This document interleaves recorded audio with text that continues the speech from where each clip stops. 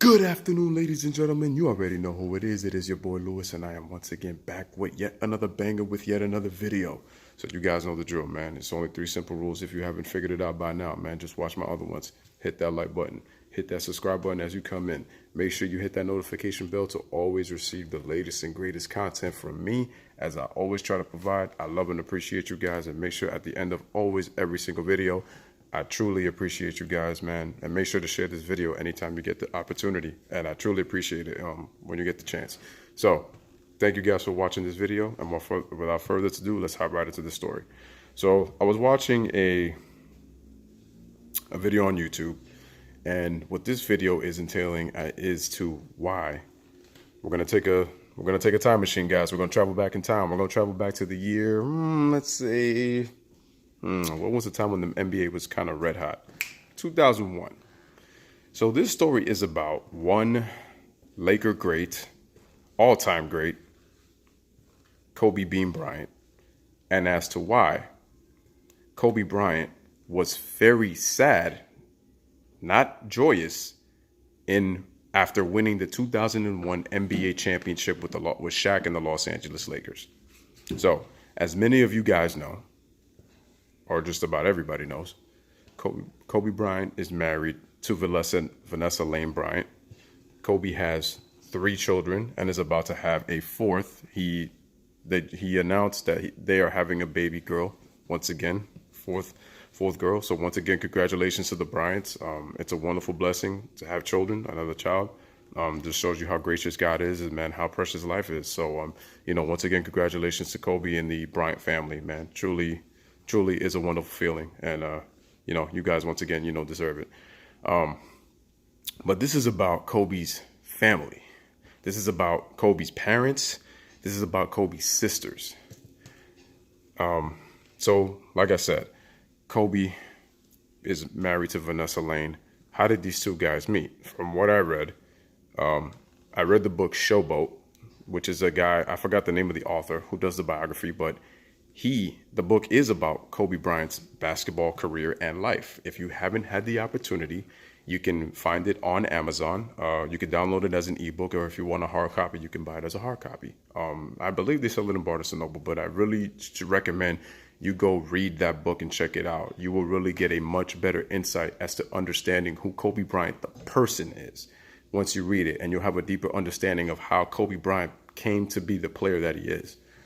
So I really recommend that book, Showboat, if you haven't had a chance to look at it. But I definitely recommend you guys check it out. I read the book, and I still have it, and I feel like reading it again, just to kind of get a deep and broader understanding of Kobe. But I think I know him just about well enough after reading his biography. But as I was saying, Kobe's parents were very big on Kobe marrying someone of his race. They were not fond of Kobe marrying anybody outside of his ethnicity. And that's what they told Kobe as Kobe was growing up. So, Kobe decided to, date Vanessa Lane. He met her at a recording studio, hip hop recording studio, back in 1999. And he was in love. He was in love with her. As Kobe Bryant puts it, he said, what's your name? And she goes, Vanessa. And as Kobe says, hey, yo, man, that was it for me.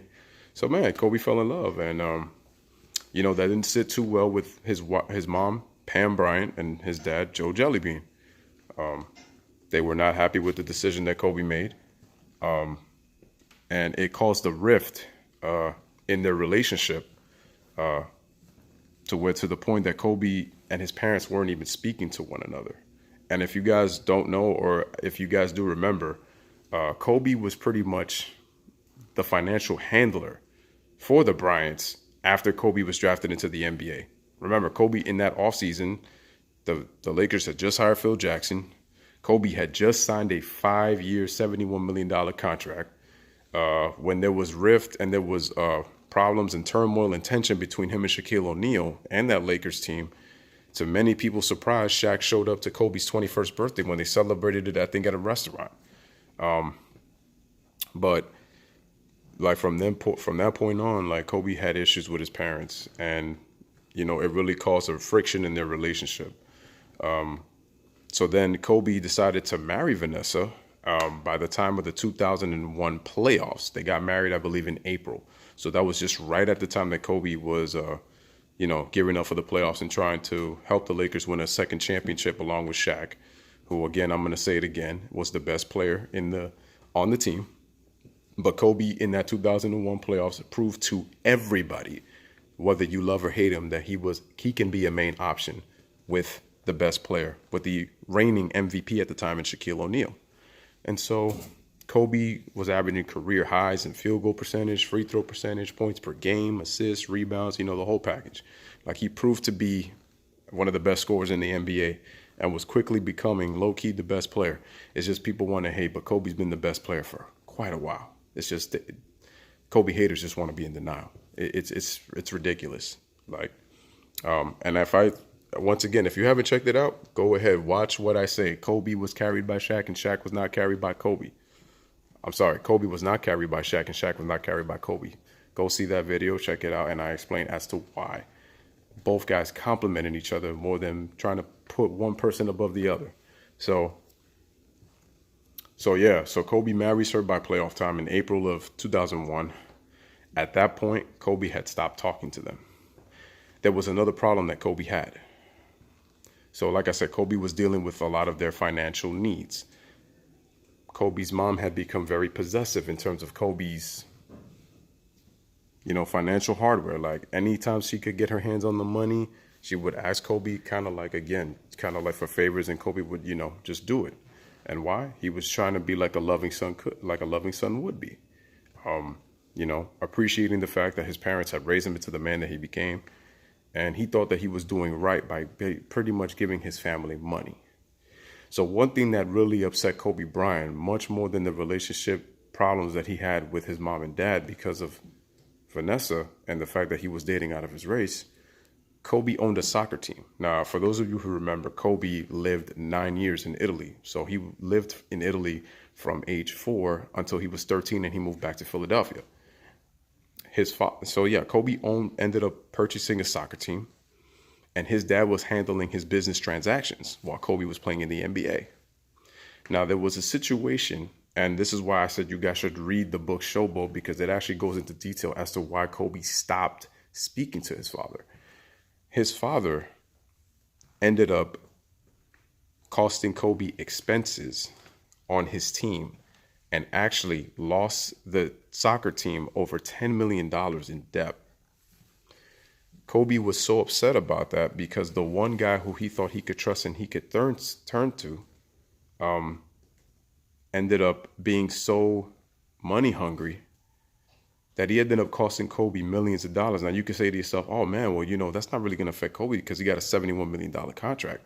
But you have to understand something. If you put somebody, you know that when you have somebody handling your stuff, you would think that you would be able to trust them. It's in the business. When you have a partnership, you have to look at yourself and say, man, that person that I'm working with or that person that I'm looking at I want to make sure I could trust him to be able to handle my money because he's someone that I could rely on. That I don't have to turn my back and say, well, I don't know if I could trust this guy, and I can't give something away because I'm not showing my faith in him. And this is not, it's not only the fact that it's another person, this is Kobe's own father. So he loses that money, and it gotten so bad that they had to do a court settlement. And what ended up happening? Kobe had to cut his dad off from the franchise, from the team. And it was from that point on that since Kobe took off those responsibilities, they had stopped talking. So Kobe ended up being silent to his parents. And Kobe was saying how happy he was emotionally and stuff like that, but Kobe was hurting really deep down inside. So fast forward, the Lakers dominate through the playoffs. They beat the Sixers in 5 games in the NBA Finals. Kobe gets to win the championship in his hometown of Philadelphia. He gets to clinch there. Everybody's looking at it. So if you look at the 2001 championship video, all you're seeing is Kobe, getting showered in champagne, and it looks like everybody's happy. But then there's a moment and there's an iconic image in NBA history, in my opinion. So Kobe has the championship jacket, and he's sitting by himself in the locker room with the championship down, and his head is down. His head is down and you almost like you can't see his face, and he looks disappointed. And someone asked him, Kobe, why aren't you happy, man? You should be joyous because you just won back-to-back championships. Kobe was extremely sad because his dad wasn't there to be able to celebrate with him. Why? Because him and his dad were not on speaking terms anymore. Him and his mom were not on speaking terms anymore. And he was so upset because when Kobe was going through adverse times, the people who he thought he could count on, the people who thought he could go to, your family who should be there for you through thick and thin, he couldn't turn to them. He couldn't turn to them. And this is part of the reason why Kobe was so immature, because a lot of things were changing in his life. That's why I think you have to try to fully understand, guys. He had no dad around him. And he had to cut him off because of what the money was doing to him. You give him financial responsibility and he was being irresponsible. So because of that, Kobe Bryant had to end up cutting ties with his father. And it was upsetting him so much, it made him very depressed that his dad couldn't be there celebrating with him. If you guys remember, Michael Jordan's dad was there to celebrate Michael Jordan's first NBA championship. And that was a special moment for Michael. He wasn't just crying because of all the adulations, but it was that his father was there to be able to see that and be able to celebrate with him. And that meant a lot to Michael. And that's what hurt Kobe the most, that I really felt that it would have meant a lot to him had his dad been there, especially with the fact that his dad was a former NBA player and played for Kobe's hometown team, the Philadelphia 76ers. So that's what hurt even more. And he said, not having my dad here hurts. And it affected Kobe emotionally. It affected him psychologically. So you guys probably ask yourself, why is it that Kobe always played with a rage on the court like in his young days? Like when you look at the times that Kobe was starting to become like one of the best players in the game.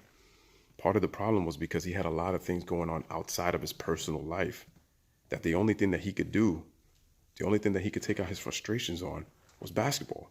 Basketball was a sacrilege for Kobe. Basketball was holy grail. Basketball was his psychologist. It was the one thing that he can turn to that knew that would not be able to turn Kobe down anytime that he was facing adversity in his life. When there were struggles, that was the one thing that he could turn to. If you guys also remember the rape trial, that rape trial almost cost Kobe his entire career. Now, I know that people want to say LeBron James has been through a lot and all this kind of stuff because both Kobe and LeBron were drafted out of high school. But think about this, guys. We always talk about how LeBron has never gotten in trouble with the law. But Kobe Bryant, because of that rape trial, because of that case in Colorado with a white woman. Now, we already know that there was already semen in like 3 different accounts, and that was already proven. But the bottom line is, because Kobe put himself in that situation, it almost cost him his life. You lose the fame, you lose the fortune. If you guys remember, Kobe lost all of his endorsement deals after that trial. And then the NBA turned on Kobe and said, you know what? We can't let a rapist, think about this, a high-profile black athlete being accused of rape from a white woman. What else is new? Whose side are they going to take, especially at that time? It was Kobe. Now Kobe was at a press conference in July of that year in 2003. And Kobe was holding his wife's hand, and they were holding each other's hand in the press conference. And Kobe says that he didn't do anything against her will and that he was innocent, but that he committed fidelity because he was with another woman. That's when Kobe and Vanessa started to have problems. And what did Vanessa do? She went to a Los Angeles Lakers game wearing an FU Kobe t-shirt. Fuck Kobe. Think about that. Your own wife shows up to a Laker game that you're playing, and you have to deal with the fact that she's wearing an FU shirt in front of a sold-out Staples Center crowd. And you have to play through that. You have to play through your own wife wearing an FU Kobe t-shirt. Or how about the fact that Karl Malone took a pass at Kobe's wife and it caused friction between both of those guys? Now, I don't know really the full story on that. Like, I didn't even know Karl Malone was hitting on that, or at least try to. And also remember, Kobe was going back and forth with the trial situation. On top of the fact that Kobe was dealing with Phil Jackson and how Phil deemed him uncoachable, which is to a certain degree true. To a certain degree, I'm going to say Kobe was uncoachable. You know, the tensions between him and Shaquille O'Neal, which to me it was overblown by the media. And what happened was they both ran with it, and Kobe said it before, and I even mentioned this in other videos. They were too immature to put a stop to it. They let the media take control of the story, and Shaq ran with it. I'm not going to say that Kobe doesn't have a part in Shaq leaving, but he is not the sole reason why Shaq left. But that's what everybody wants to say, that Kobe's the sole reason, but it's not true. So then what ends up happening? Kobe Bryant ends up having 2 daughters, Natalia and Gianna. We're going to skip fast forward to 2013. You would think that maybe by now Kobe had repaired his relationship with his parents, especially knowing that they have 2 kids over time. Ladies and gentlemen, that was not the case at all. As a matter of fact, his mom tried to sell Kobe's memorabilia for over close to $2 million in 2013. Kobe had to go to court to settle that settlement, that on-court settlement for almost $2 million that of his memorabilia that his mom tried to sell. His championship rings, his autographed sneakers, his high school jersey, his basketball jersey, his NBA jersey, all that memorabilia she tried to sell for $1.5 million, which is, what was it telling you? The fact that Kobe and her were still not together, the fact that they were still separate, and the fact that they were not still speaking to each other, and she still tried to sell his things, just told you how much damage the money did. You can't buy happiness with money, ladies and gentlemen. And what it did was it destroyed their relationship. To the point where then his sisters, instead of having an identity of their own and working for the money that they should have, they were also dependent of Kobe. So Kobe was pretty much being the control of the household with money. And it could even, and this could even show you that even your own family can turn against you, man. Especially when it's when it's only in their best interest. And if it's not in their best interest, they don't want to deal with you. So that's what Kobe was dealing with pretty much a lot. And I give him a lot of credit for being able to focus on basketball, despite the adversity that Kobe suffered in his career. I'm not coming out here talking about that, Kobe, most missed shots in NBA history, this and all that. I'm trying to get you to understand what kind of player person Kobe's been throughout these years, and how he was able to overcome that and turn himself into a Hall of Fame player. He never let that affect him on the basketball court. I mean, if you remember, there was a game that Kobe won against T-Mac back in 2004. Kobe was so distracted, especially from going to court that day. He only had 2 points in the first half. He was dealing the issues with Vanessa.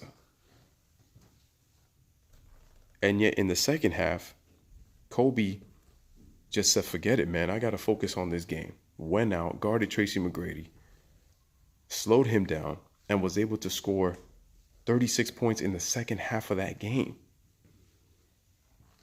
24 points in the fourth quarter and overtime, and Kobe was major clutch, even if it was a regular season game.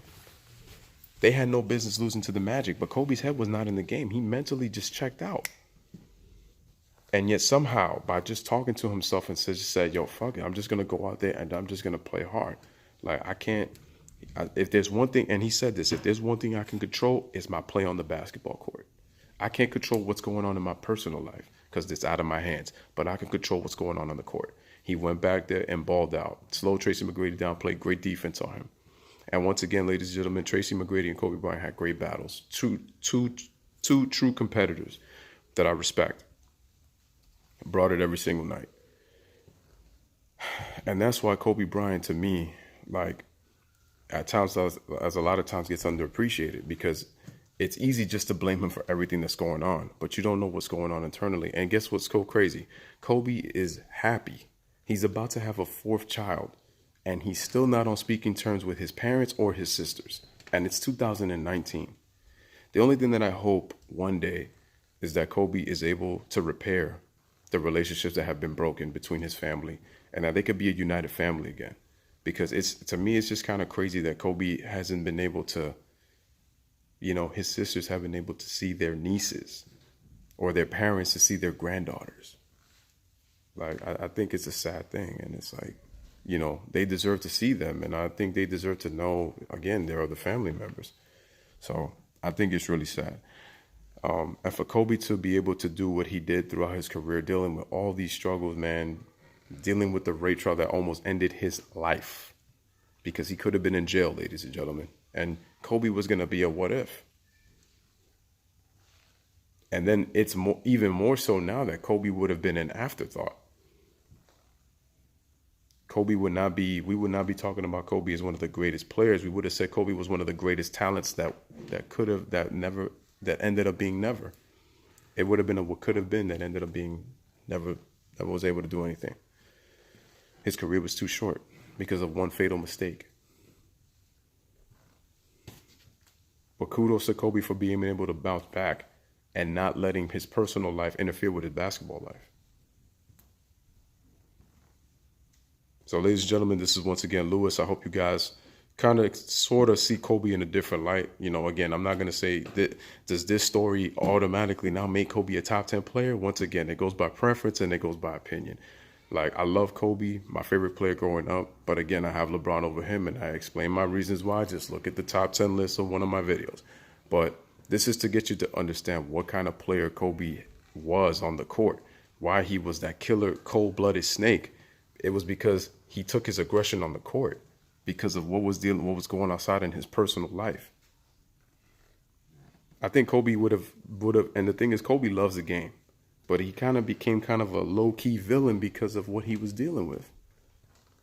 And he embraced it. It wasn't somebody who was constantly changing his mind. This is why I talk about Mamba mentality. That's what I'm talking about. That's why Kobe was able to do what he did, regardless of what happened, regardless of his shot selection or whatnot. He just went out there and played, man. And whatever was going on outside of basketball, he did not let it deter him from trying to be the best basketball player that he could be. So once again, ladies and gentlemen, let me know what you think in the comments. This is your boy Lewis. I hope you guys got a brief little detail on from the 2001 story to what happened for the later part of his career, trying to deal with all those issues. And he was able to turn it into something special, man. But once again, let me know what you guys think in the comments. This is Lewis once again with another video, man. Bless up, one love, man. Peace. I appreciate you guys as always. Make sure to share this video, and thanks for watching. Bam.